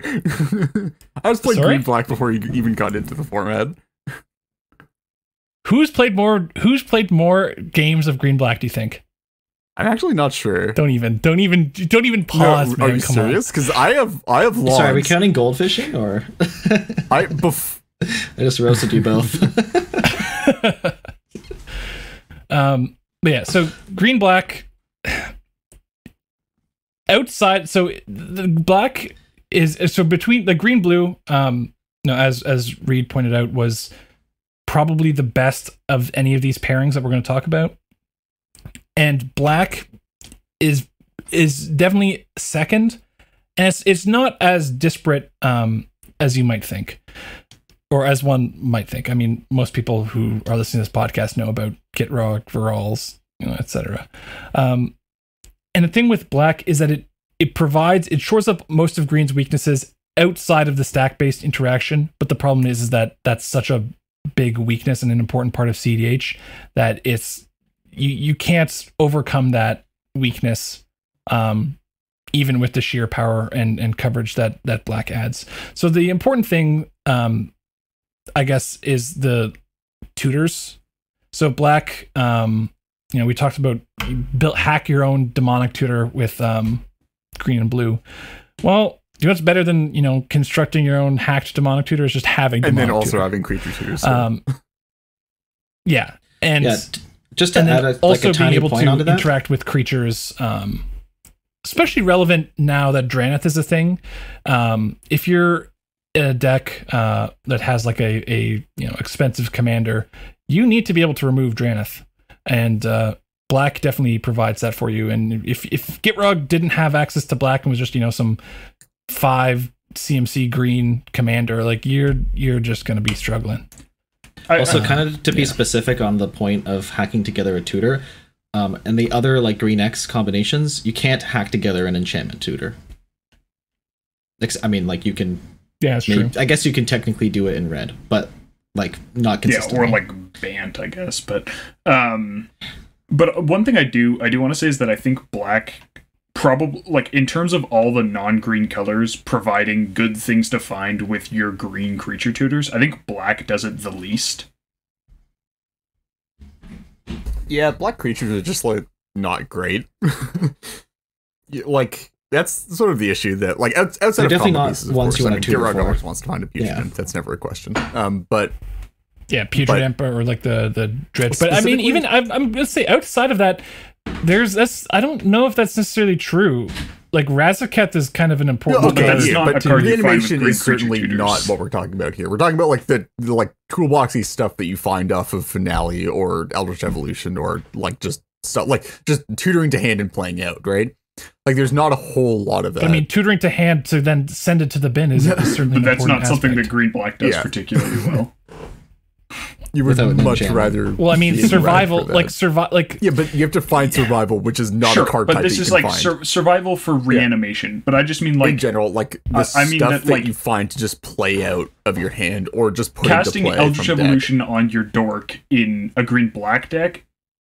You're not often finding a black 2 or 3 drop that for value. And if you or are, hate it's or, not as good as it would have been in any of the other colors. It's just like this is particularly pronounced in my experience in Virals, where like you have all this access, like it's so tempting because you have all these like green to battlefield tutors and to hand tutors, and you're just like, okay, oh my god, green's so powerful, it can get like creatures out so easily, and then like you look through the catalog of green black creatures for combo decks, and it's just like, wow, these are not great. I could like, yeah, I think that's the worst thing. I could the tutor like biggest a absence Dark for black Confidant, is and that's about my best option here. and Grimflayer. My guy, come on. Grimflayer is the ability MVP. the ability to the lack of ability to hack together a good entomb in green black That's really is the big restriction. definitely Is a like very pronounced there's weakness. no creature in Tomb that's not 5 mana. Yeah, like you would. I think they have. Man, I would expect them to do this eventually, like a spell seeker, trinket mage. I mean, or fierce always- like something in yeah. those kinds of categories for black That that just lets you bins the send a creature, creature yeah. to the bin. No, they know. Like that Corpse Connoisseur costs 5 mana, and that there's like a reason for that, and they know. But like, does Corpse Connoisseur see play in casual EDH? Yeah, absolutely. Barely. Yeah, it definitely does. Is it a I actually problem? definitely play that card. No. No. But like it. Okay, I think a 3 mana Entomb a creature on a creature would be like they know that would be a problem in like. See, Certainly, that would be real like, spicy see, like, in a lot of formats. 2 or 3 years ago, I would have agreed with you, and then they printed Oko and like everything, and I'm Okay, not sure if they they knew knew. anymore. Maybe they don't know anymore. They knew. Yeah, I don't know if I completely agree with the lack of. I think I don't think that there's a complete lack of good creatures worth tutoring I in think they're 100%. black, but there's certainly it's definitely not. I don't Deep. think there's a some the other lack of good colors. creatures to entomb in black. I think there's a lack of good creatures to like put into your hand in black or black green. Yeah, like what black creatures are you like neoforming Yeah. into? Nothing because I'm in Golgari. If Sure, but okay, you let's had pretend you could play Golgari Neoform. Neoform. in your Eldritch deck. Evolution, bro. if you come on. had No, Golgari, but let's Neoform- pretend you could put Neoform in Gitrog. What would you Neoform for that's black? Like Confidant? Is that would you I go mean, back I'd to playing probably put Grimflayer? in- Would you put in Olivia's Dragoons No, just I so would you never, could? No one was playing Grimflayer. That's fake. I was probably Sure, I'd probably you could- put in a. If I could only find black creatures, I'd put in like Olivia's Dragoon. But I mean, I could just find a green creature tutor if I green discard. Yeah, but like you just right. So you're finding a combo piece or Dark Confidant. That's like yeah. But I mean, I was gonna say like, I guess maybe it's too commander specific, but in Hapatra the ability to find like Yawgmoth, right? Like right, but that's still a combo piece. It's like there are no good like generic creatures to find that are like a Gilded Drake, a Drannith Magistrate, a Dockside, like an Aven Mind Mind Sensor, like a Vexing Shusher, like that. Grand Abolisher. Yeah, like fair. there's just like there's no generic thing that you can tutor for and just put into play that's good as a default in black, as opposed to like the other 2-color pairings. Yixlid Jailer to absolutely dunk on the Gibraltar player. Yeah. Anything? Oh, I guess yeah. One thing we wanted to talk about with black is that out of any of the pairings with green, it provides the most like actually 2 like multicolored cards that see play. 3, right? You've got Deathrite Shaman, Trophy, Decay, Fiend Artisan. There's and that's just more than you're gonna see in it also green, just like blue, green, provides white, the green, most red. consistency. Like you certainly lose out on like the interaction from green blue, but like it's definitely like the most consistent at just being able to find stuff out of any of the color combinations, I think. Yeah. That being said, I think black does the worst job at kind of covering green's weaknesses overall. Yeah. Wait, really? I find it's. I don't think black good. green decks play particularly differently than mono green deck. Yeah. Like setting aside Yisan, like where your commander completely changes the way you play the game and you have access to like slower things. I don't think that like Gitrog or Varals really let you play hugely differently than like Selvala. No, you guys are definitely baked. I think behind. So think of green white. Green white complements. The white complements green strengths, but it doesn't really make up for any of its weaknesses. Green red, kind of same deal. Like green black, the ability to remove creatures and giving access to a wide range of tutors is like the only thing that is really missing is the stack based interaction, which but like green white lets you play so, like it's missing true, that like hate but bear stacks. Like it lets you play on a different definitely not the axis worst. than mono green does. It's not the worst because the cards are just really good. It just I think you break the least new ground by adding black. Removing. It's just I guess because I guess white black, also you do get adding creature black to removal in green white. just makes green do blue, green better. like, obviously it's temporary, but Like if the best thing out of black is tutoring, then you're not adding creatures that complement green's tutors, then you're only finding green cards which also suffer from green's weaknesses. Sorry, I wasn't taking issues with it being the best complementary color for boosting green's already existing strengths. I was talking about for covering its weaknesses. Yeah, which just doesn't particularly do all that well. I mean, tutors. And out of the listed weaknesses, we have stack-based interaction, lacks tutors for non-creatures. Yeah, and that's the non-lands, exception, I think. And anti-creature deck. Like it's, I don't know. It seemed to. I guess we didn't even put creature removal on. Anyway. Oh no, we did. We did. Yeah, whatever. But yeah, I think that it I feel like even in casual EDH, like that's especially kind of something that's talked about as green black being covering each other's weaknesses pretty well. I mean, green certainly covers for a lot of black's weaknesses. Yeah. But I think black also makes up for some green's weaknesses. I think like adding green to black is certainly a very large step up and like gives you a lot of new options. But like adding black to green just makes it better green in a lot of ways. Okay, I think I'm fair disagreeing. To, I disagree, but yeah, sure, let's move on. I'm fine to agree to disagree on that. So Matt, so I guess last one. Last one is green red, which is kind of a color combination that I think we're seeing more of, especially in the past couple of years with the printing of great red cards. I don't even think it's the last couple of years. I think it's like the last few months to like half a year. Yeah. Well, it started with Dockside, which is more than a year old. How crazy is that? But I think generally speaking, we're talking about the synergy of two colors which have great creature quality. Tutoring for red creatures with green tutors is is an extremely strong play, especially because you're looking at like Dockside. I mean, among others for sure, like Kiki.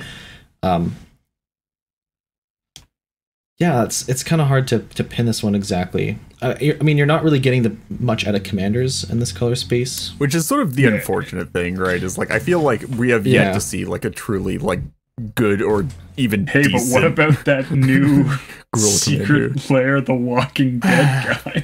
But like, yeah, I was sort of saying in pre-show, and I am fully expecting to not have agreement on this at all. But like, I really feel like red sort of offers like the best win con creatures out of any of the colors to green in just like what you can find off of your creature tutors. I think I would agree to that if it wasn't so easy to make infinite mana in green blue and just have your commander be an outlet. Yeah. Like if your category is just find 2 creatures, put them in play, win the game, then yeah, red does that really well. But like so often it's, you know, find 2 creatures and then have this third effect that you often have access to sort of anyway, as a matter of course, then green red starts to suffer there. But that being said, like finding 2 creatures that combo win you the game is actually a great way to defend against anti-creature decks. It's like if you're relying, like let's just say you're like a creature-based Scepter deck, like you're not gonna get much from red as far as playing against Clasms. But if you are just trying to get a Dockside and a Temur Sabertooth into play, like you actually can effectively play around anti-creature decks. Yeah, that's true. I think the other thing that red gives is it really rounds out the like anti-interaction and also to an extent the anti-artifact. Yeah, 100%. Things that green can do. Like when you get your Deflecting Swat and then like Pyroblast, Red Blast, Vexing Cheshire, Guttural Response if you want it. Basically, if you play green-red, you can just crush the dreams of every Xur player. Yeah. It's There's also like a large amount of like, if you want to dig into it a bit, like there are a large amount of like redirect-esque effects that like you can just stick in that are actually like fairly reasonably costed. Ricochet Trap, let's go. There's Ricochet Trap and Deflecting Swat. Isn't there, what's the one that Goto plays? No, Ricochet Trap. Well, there's also copy. There is no other one that there's copy plays. Spells that are often good. Copy spells as well. Is Wild Ricochet a redirect and a copy? Yeah, but it's 4 mana. Wild Ricochet is bad. Yeah. But no, there's only excess one mana from green. But like, it just gives you the options. To Morgan's point, this is why I think green red, in my opinion, is the color that covers green's weaknesses the least. And it's because the things that it provides to green are mainly just already focusing on things that green is pretty strong at. And then like he was saying, like it rounds it out. So like the anti-interaction package, like green already has some of that element, but then, you know, you're getting some buff through red. You know, you're getting access to better creatures. Okay. But you're not, and you're kind of overlapping the type of hate and things that that green already does. But the one thing that it does add is the is creature removal. But even then, red is like not really where you want to be in terms of creature removal in CDH, because most of the things that red is built for in terms of creature removal is for 60 card, where damage spells for creature removal is kind of the best thing to be doing. And in CDH, you're just not getting that same good coverage on like a 1 mana lightning bolt to remove, you know, it'll remove a Drannith Magistrate, but it's not going to remove like a Xur or Urza or something. And then most of the other like 1 CMC efficient interaction is just, it doesn't cut it. I think I would agree if it wasn't for exactly Magus of the Moon. Which just is like such a strong effect that has nothing analogous in green and becomes super accessible in green red. Yeah. That's fair. So like green red has Magus of the Moon for stacks, but then doesn't really provide anything else in the way of tutors, whereas black provides much in the way of tutors. Here's my hot take for this episode. Green red sits at the bottom here's my hot take for this episode. Is that green black is spiky and green red is round. Okay. So we're gonna have a Okay. thumbnail that actually. I think what we're actually going to do is we're going to separate out hot takes and esoteric takes, and then and Yeah. But like I just like it. like that take isn't on a scale from cold to hot. It's on a scale from Yeah, It's some- it something has else. some multiple of an imaginary number tacked onto it. Does anyone have anything else to say about green red? I'm having a hard time deciding whether the point I'm gonna make is a red taking blue versus red taking green versus a green taking red point. But I'll just say it. I think a lot of red cards are hard to play and effectively in kind of a mid-range strategy, but when you do have the green backing, you can like very effectively play proactive red. So, can you give an example? I mean, honestly, Magus. Okay, sure. Like, yeah, and like, I mean, one great proactive strategy is to maintain card advantage, and I think red certainly suffers for card advantage. That's where I'm like thinking like maybe this is a red taking green point. yeah. But I see what you mean. There's a line. There's a line. Yeah. I think I see what you mean. I think you're in my mind. This is more like what red gets from Yeah. adding green, which we can cover when we talk about red Eventually. on Yeah. an episode scheduled In the sometime distant, before distant 2022. You know, Yeah, yeah.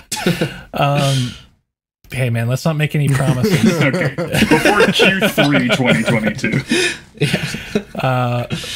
So the one thing I wanted to is my last point talking about pairings in general is that it's kind of sad to see green white and green red be in such dire straits right now. Like just lack of viable. Fucking why they have to ban like, Paradox Engine? viable is maybe Why they have too to much ban of a Paradox Engine? buzzword. Yeah, bring back having engine. Paradox Engine kill Sisei was actually tragic. Yeah, truly. And green red like Rookthar is just like the right commander for green Don't red you mean just hasn't Gallia come of the along yet. Endless And I Stance? think- Oh yeah. I mean, I know I read your stupid Gallia Snoop deck or whatever. yeah, But I was about to say, like, we talked about Dockside, but there is Snoop, and I could definitely see there being a green-red Snoop-based legendary, like, actually Literally just enabling like it, not- Gallia, but Yeah. it doesn't make you discard it at random. It would like actually be like a fine deck. I feel like. I feel like yeah, no, there's I think like, they'll do something eventually. But like a I mean, a look forward green-red to that. legend that absorbs damage, or like, I don't know, just like effectively deals with Yeah. one of its weaknesses. Anyways, yeah. So did anyone else have any points to make, or can we move on to no. everyone's favorite section? Segment, come on. Segment. Okay, it's time for everyone's favorite segment, Gut Check. Welcome You know, to the gut check you never zone. actually confirmed that it was my favorite segment. But it's implied. And we won't. Okay. So this week's gut check is kind of in line with the topic, and that's going to be Nice. what for each member of the podcast. What monocolor do you think best suits them? And you can't have like you can't have one color across two people. It has to be You can't- unique color. You can't use yeah, the same color twice. exactly. We're all Okay. blue. Well, we are all white. So the I'm the issue here, Get a little pen of the issue paper here is that Yeah. somebody's gonna get stuck with a non-bug color, and they're gonna feel real bad. Can't believe you would offend me so horribly. Okay, I guess we can do this like we did the last one, and Yeah. like all say what we put for a person at a time. Yeah. I've got mine down, so while you guys are thinking about that, I'll just run over the results of the party question now that we've got the votes in on that. Where'd that go?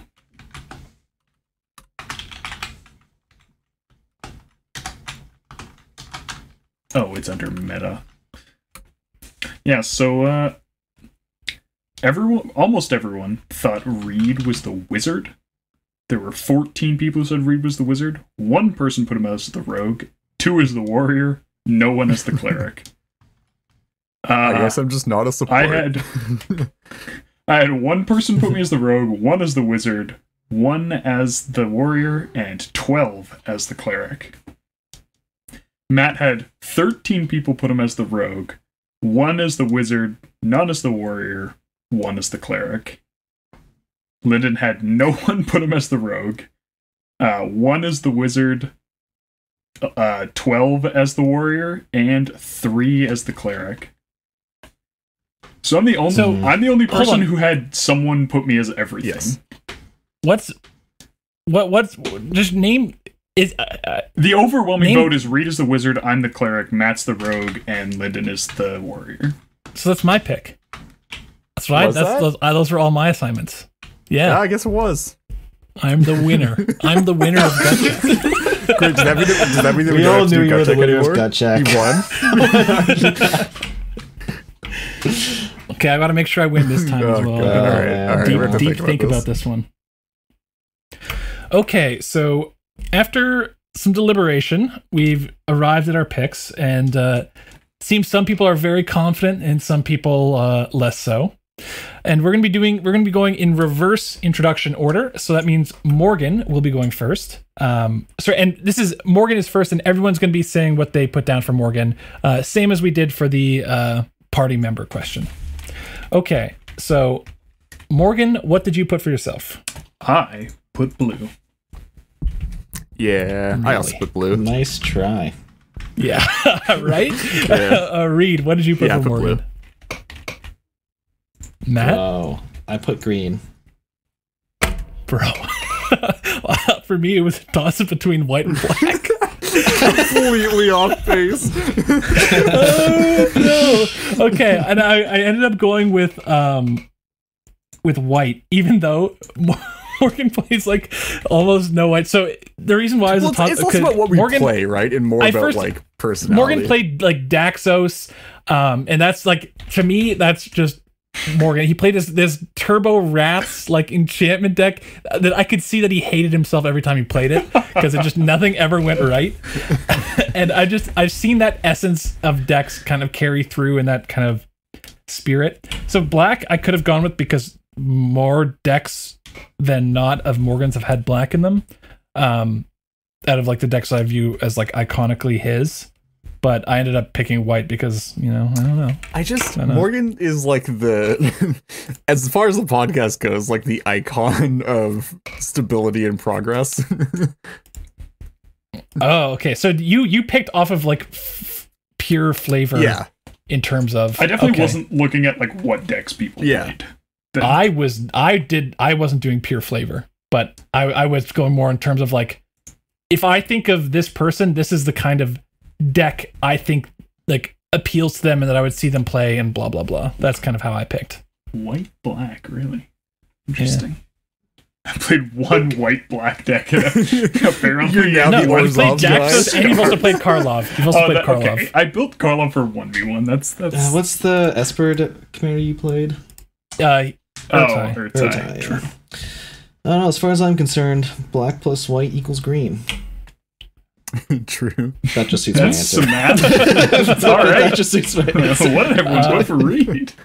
Okay, yeah. So Morgan, what'd you put for Reed? I put black. I also put black. Reed. Matt. Put red. Completely off. It was a toss up between red and blue, and I ended up putting blue for completely missed. Oh no! What's the highest of highs to the lowest of lows? Okay. Does anyone want to justify their choice? Because I'm just like the worst. I did mine person. for Morgan, so someone else justify for Reed. I feel like all of Reed's decks focus completely on assembling the win. I don't know. I think he's the fastest, most aggressive player. I feel like having played with Reed a lot more than the other two, I feel very justified in putting him as black. Yeah, I'd say it's pretty justified. See, I picked blue because I thought like my experience playing with Reedy has just always been super sandbaggy, and I just associate that playstyle with counter magic. I feel like really greatness at any cost is Reed's life motto. That's pretty good. Yeah. Initially I had. I mean, I'm not gonna spoil anything. Okay. Okay, for Matt, Morgan, what did you put for Matt? I put green. Oh, I put green too. Let's go. I think me and Morgan just completely. Yeah. Okay, Matt, what did you put for yourself? I put blue, but I accept green for sure as a secondary answer. Man, I had you hard penciled in as blue until I was like, man, I couldn't. I mean, I only have a pencil on me, but like it was like bold, underlined, circled, arrows pointing to it. No, but for me, like Matt is like, I really want to put blue because blue, like you've played so many mono blue decks. The first ever Magic I saw you with was a modern deck that was mono blue Tron. Like Matt is the like quintessential mono blue player. Yeah, hilarious deck. But then I ended up swapping Reed and Matt for blue and red because I haven't ever seen Reed do a mono red deck, and I have definitely seen Matt do mono red Kiki, and I've definitely seen you like think. I've played mono. I've played a deck of every mono color. For sure. Oh, I mean, I never actually. Kiki deck was so sweet. I mean, I never actually built Balthor, but I definitely meant to. Definitely. Oh yeah, you played Nahiri, right? Yeah, I remember that deck. And I played another mono white deck, I think. Anyway, okay, I think the only reason why green makes a lot of sense is because of my recent lack of inspiration, and green is honestly just the easiest place to define broken, so I've been playing a lot of green decks. Definitely just from a deck building standpoint, you definitely like are the most green player, I think, in the podcast. Yeah. You played the most green decks. I represent the most green as far as decks, yeah. Okay. So finally for myself, Morgan, what'd you put? I put the colorless wingding. I have yours. Yeah, I have yours red as well. Yeah, I put you down as black. Okay, I put myself down as green. I love everything. Like this was for myself. I put it based off kind of like, I mean, honestly, I played so many, like all my favorite decks have involved green. So I guess I get to be offended. Is that how this works out? Because I'm the only one anyone put as white. What the hell, Lyndon? Take that. Hey man, you can't deny. I feel like you playing Daxos was you at your peak. I feel like what's really it's always been downhill from there. You really depressed and failing out of school. That was your peak. Okay. I think what really hurts even more is that you didn't even use black on somebody else. You just didn't use it. That's actually incredibly insulting. I don't know. I just don't view. I didn't view anyone as like a. I guess maybe I could have gone. I wouldn't have put Matt for black. And if I was to put it for anyone, I guess there's a very real Reed. argument for anybody that's not Matt to be black. Just because I have a non-black deck doesn't mean I don't appreciate greatness at any cost. I played farm for a bit. You sure did. Okay, so who put me for red? It was Morgan and Reed, right? Yeah, both of you guys did. Is it just because of Godo? It's not. It's the same reason why we put you down as a fighter, or the warrior rather. Yeah, there's some overlap there. Okay, oh yeah, that's right. You guys were picking off of like flavor, and feeling. Yeah, like I think it's also the same reason that 12 out of the 15 people who voted on you put you as the warrior. Right on. I mean, I don't hate. I'm. If I had to pick, I think I would go green and then red. I also very much like red. Yeah. I think I would have ended up with the same picks as Morgan and Reed if I didn't start my picks with Morgan as green, to be honest. But okay, so as far as justifying black for Lyndon, I think a lot of his decks make sense based on how like each piece kind of fits together through tutoring, and generally speaking, that's done pretty effectively in black. Yeah, I feel like that's definitely true. Yeah, I feel like you build your decks to like essentially emulate the black level of consistency without running black. Yeah, I feel that. No, that's definitely true. So yeah, it's like, I don't know. Otherwise, I think I would have had a different order. Okay, I look forward to seeing what our listeners put down for. They're gonna us. agree with Reed and I. Yep. I'm very confident. I'm pretty You guys confident better, too. I better win gut check. My completely out of left field decisions better Completely win gut off check. base. I swear. Yeah. Yeah. So I guess listeners use whatever if you want to use Vorthos and like the flavor and identity of Dude, each of however them, or you want to rank use based us, off decks go or for it. however you want. Yeah, whatever you want. Cool. So before we wrap up the show, we've got a couple listener questions. And first listener question comes to us from our patron, Shaweko. Okay, there we go. We've covered enough pronunciations that one of them is probably correct. Shaweko? Just silent, like 3 of the letters are silent. Shawaku. Okay, so Shawako wants to know, I would love to hear your guys' thoughts on some of the best decks currently based on personal/Toronto meta. So the joke about this in pre-show is... Sorry, current meta? The non-existent Toronto meta. The best decks currently based on your personal meta or the Toronto meta. So in the before times, the big caveat, is like COVID. So the Toronto meta hasn't really existed since before the Flash ban. But that being said, so I guess it's mostly personal meta. So I think can I speculate though, and how I think the Toronto meta would have evolved? I think we would have seen more Inala, and I think Inala would have been the best deck. I think there would have definitely been that's a lot more take. Inala. I think this might be a bit of a hot take, but I think me and Matt probably would have ended up playing Rule of Laws. I'm like very reluctant to play Rule of Laws, so I would definitely have to be pushed into a place that. Sorry, my cat almost died. I would definitely would have had to been put into a place. I feel like I would have played Rule of Laws. Yeah, really. I need I love Rule of Laws. Exactly why Morgan is white, okay? That's what I'm saying. That's what I'm saying, okay? Dude, that's exactly why he's green, okay? Come on. I mean, Arcade Lab, so, obviously I haven't... Okay, go ahead. Sorry. So I think, like, I don't think that my personal experience, like, differs radically from things that dominate online discussions.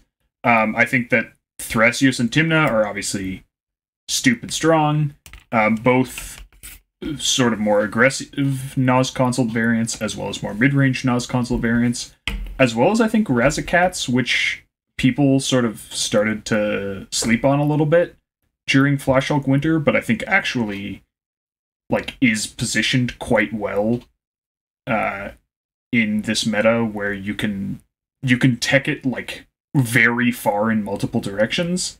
Like, you can run cards like Collector Roof and even some of, like, potentially Archon of Emeria you can support. This is starting to sound a lot like my Raspberry Jam deck, but with good commanders. And with good win con console.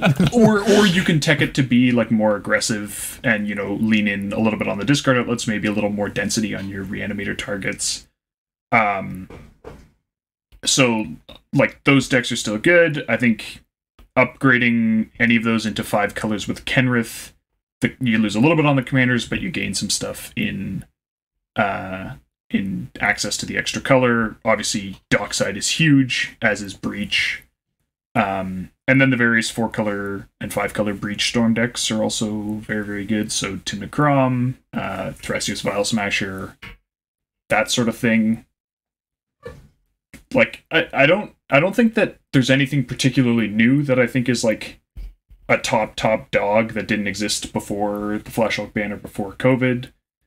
I think that like maybe the hottest take is that, I guess it's not as hot as Matt's take. I think that Inala the more I see that deck, the more I'm tempted to place it in like with decks like Kess and the partners, and not the step below those decks. Yeah, I certainly think that Anala, like after having gone through like a while of just like having people play it and having like very small optimizations done on it, I feel like the deck's in a place now where it does some fairly unique things, and it's in a good enough color combination with a good enough win con that it just gets there a bunch of the time, and it has like I love it has sufficient room to like expand into different areas as well. Like you can like have a version of the deck that's sort of turbo-y in a way that Kess can't really be turbo-y unless you go into like actual reanimation stuff. And then you can also go like sort of Staxy again in a way that Kess historically can't really get into that efficiently. So yeah, I feel like especially with like Kess having fallen off recently, at least from what I've seen in just play. Has anybody actually seen a Kess deck play recently? Yeah. Yeah. I don't know. I just like haven't seen them play a whole bunch, and I feel like it's fine, but I don't think it's super great. Whereas like I think Anala has like very real upsides currently. A lot better than when it was playing Wanderwine. 100% better than when it was playing Wanderwine Prophets. Come a long way. Way. I feel like it's sort of just like 4 or 5 color breach, random Thrasios Tymna shells that like have to be playing good cards in order to be considered in this tier. I don't want to call this a tier because it's not. And then like you work your way down on like commander-centric decks underneath those. It's like basically the same thing as always, except like Thras Tymna has lost some ground just because it doesn't have like by far the most dominant win condition anymore, and there's like actually stuff to be gained from moving out of it, which is like definitely healthy, but I'm not super jazzed about the even more centralization on 4 and 5 color currently. Yeah, I will say I think that like I mentioned Tymna Kraum.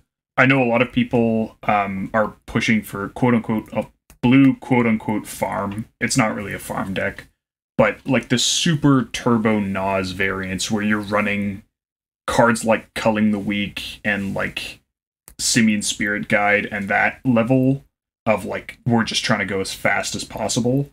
I don't love that. I think Sinestra maintains a list called Freeze Thief that is somewhere between, like if Opus Thief is sort of the slowest, junkiest list and Blue Farm is like the slimmest, fastest list, it's somewhere in the middle, probably like 60% of the way from Opus Thief to Blue Farm. And I think that's probably closer to the sweet spot. Where you take out some of like the greediest, most disappointing rituals and put in like Necropotence. Like just good cards. Yeah, just like a few good cards. So yes. I kind of wanted to answer the question because I know we've kind of spun off pretty far, but I have not really had the opportunity to play much in the Toronto meta because of COVID. So the meta I've been playing in is kind of, before COVID was the Kingston meta, and then even online, I'm still, if I'm ever jamming online, which has been a while since I've jammed, it's with the guys from the Kingston meta, and the best deck there, I think, is kind of hands down Thrasios Tymna, because shout out to Zach, friend of the show, who his Thrasios Tymna deck is kind of, I think, the meta-defining deck right now, and it's just been a grind fest, and the entire Kingston meta just devolves into endless grind fests, and other people are also on Thrasios Tymna, so I think that is kind of like the defining deck and the best deck. But is Zach even part of the Kingston meta anymore? Will he ever have time to play again? Congratulations on your newborn baby, Zach. I think so. We can move on to our second and final listener question. 3 of the hosts. No, I swear, didn't Matt start off the conversation? I can answer. I mean, I give my hot take. All right. Okay. I mean, If sure, hot go take's ahead, good Matt, enough go for ahead. you, No, then I'm done. we're good. I'm All done. right. Yeah. Okay. Yeah. So then I'll just redo that so you can cut that. Okay, so moving on to our second and final listener question. This comes to us from patron Max. And the question is, which high CMC, high impact spell / creature is underplayed or underappreciated in non-Adnos decks? So let's each give, I guess, one answer, or maybe one spell, one creature, or something like that. So I can start because I thought about this a bit. I would say a high impact spell would probably be my pick. Would be Recurring Insight. I think that card has picked up more play recently in like mono blue decks and whatnot, but that card is very, very good, and I think that could see play in more decks maybe than it's currently seeing play in, or at least test around with that. And then creatures, I would say Archon of Valor's Reach. I really enjoyed playing that card in my Tana Timna deck, not Blood Pod. Just to make that clear for everyone, not Blood Pod. But yeah, Archon of Valor's Reach, I've enjoyed its stacks effect, really changing the dynamic of the game when you name instants. And yeah, I would definitely look at that card for some of the decks as well. So I do have this thing with high CMC creatures where I don't like playing them because they get Gilded Draked. Yeah, that's definitely a problem with Archon of Emeria. Until something is far too tempting. I.e. I think the the 7 sweet mana. spot is kind of for CMC, but maybe I'm a little biased. I think for creature, at least, I'm going to say Linvala, and I definitely think that a lot of, or almost all white decks do play Linvala, but I think that Linvala is definitely one of the best reasons to go into a more mid-range strategy, and that doesn't seem to be apparent in mid-range decks. So maybe considering Linvala as more of like a primary piece that you want to get into play each game is something that should be appreciated more. Well, now I have to think, because Matt just savagely stole my answer. I don't know. I mean, you can give the same answer. Yeah. Also, Matt, do you have a high impact You can ditto it. non-creature? Not yet. I think we just Okay. do cards, right? Just in general. Mine is Sure, really sure. just the classic answer, which is Dig Through Time. It's just like a good card and like not mono blue. Like any color combination is blue and black together. It's pretty good in. Do you think that's underplayed or underappreciated? Just because like Adnos is so prevalent that like nobody plays non-Nos decks, and when they do, they tend to sort of forget about that kind of stuff. I feel like just like the good. Well, I was gonna say, I feel like that stuff. card is amply appreciated. Is it? I feel like a lot of people end up cutting it mono blue just because like you can't get stuff into the bin. But like there, Yeah, I'm generally speaking underwhelmed, honestly, with. there, but like there are a lot of decks, like Oh, especially like yeah, I don't know. People just tend to underappreciate, in my experience, to look at 7 take 2. It's a very powerful effect. I've honestly, like, if I'm not the best deck at putting cards into my graveyard, then I generally speaking try not to, and that's kind of where Yeah, I sure. fall. Like, if I am on like the crazy, like the Turbo Wheels decks, I'm probably playing Dig, but if I'm not, then I'm trying to not bin as much as I I mean, can. in that case, then we're gonna go with the actual answer, which is the Great Henge. Card's good, dude. I want to be able to play Great Henge in Rurals, but I can't because I'm playing Adnos, and Adnos is a way better card than Great Henge is. Yeah. Also, your discount on Great Henge is like nothing. But beside that point, the card's like Great infinitely Henge is expensive. great in Virals when you're not playing Adnos, i.e. in the Conquest format, just because it's half of a combo. Because you're actually scavenging things onto Virals? Well, yeah, but also because you're not playing Adnos. Because it's half of a combo with Persist creatures, because it puts counters on them and draws you cards, so you just draw your deck with a Persist creature and Virals, which is nice, because it means that you don't have to do bulk. And then also, like, it actually helps you to get to your stuff, because you're playing a bunch of dorks, and you can just jam dorks and draw cards. Okay. Okay, Morgan? I have a. Oh, sure. Yeah, sorry. No, No, no, Morgan, go Morgan for it. is You can definitely get yourself yeah, out yeah, there. he's still thinking. I mean, okay, so is it high CMC? No, but is it high impact? No, it's not. I think that Intuition is a card that is underappreciated, that has medium impact and medium CMC. Everybody playing Intuition. No. I mean, that was my hot take. I like that hot take. It's good. Okay. My hot take was your deck doesn't need an Intuition pile for the card to be good. Sure. And like I think that people focus, like I agree with Matt, they're like, oh, I gotta have like Savine's Reclamation or whatever for my breach, but like it's a playable card. Yeah, I like that take. Good take. Definitely high on the underappreciated, low on the high CMC, high impact. Well, so in fairness, I am also looking at some cards with equivalent CMCs. Okay. So my answer for creature is going to be Eternal Witness, which you can play in NOS decks, but no one does.